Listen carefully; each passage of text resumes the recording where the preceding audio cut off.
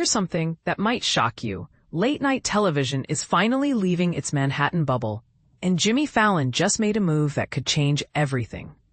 The Tonight Show host has just unveiled his star-studded lineup for what many are calling a groundbreaking television event, the very first Tonight Show episode ever filmed in Detroit. But here's where it gets controversial. Is this genuine outreach to America's heartland, or just another coastal elite's calculated PR move? Fallon dropped the guest announcements that have Detroit buzzing with excitement.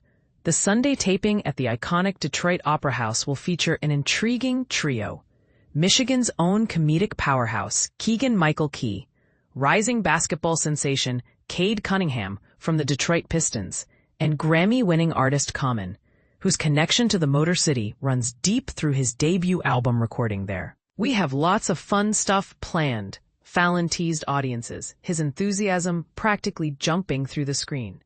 "Lots of surprises. I can't wait to see you, Detroit, so get ready, it's going to be good." But let's pause here, and this is the part most people miss. Why is this such a monumental moment?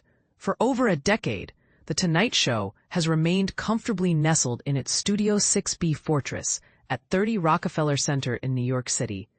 This Detroit expedition, scheduled to broadcast on September 15th via NBC, represents the show's first-ever venture into the heartland during Fallon's 12-season tenure. The partnership with automotive giant Ford Motor Company adds another layer to this story. While Fallon has collaborated with Ford previously, some critics might argue this feels more like corporate synergy than authentic cultural exchange. Is Fallon genuinely connecting with Middle America? Or is this elaborate theater designed to boost ratings and satisfy corporate sponsors? Here's what makes this move particularly fascinating. Detroit represents everything that traditional late-night television has historically overlooked. This is a city that's weathered economic storms, witnessed industrial transformation, and emerged with a resilience that coastal entertainment rarely acknowledges.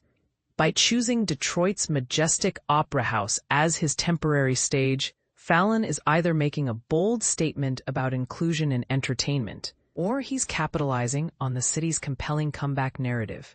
The guest selection itself tells an interesting story. Keegan-Michael Key brings legitimate Michigan credentials and comedy credibility. Cade Cunningham represents Detroit's sporting renaissance and youth appeal.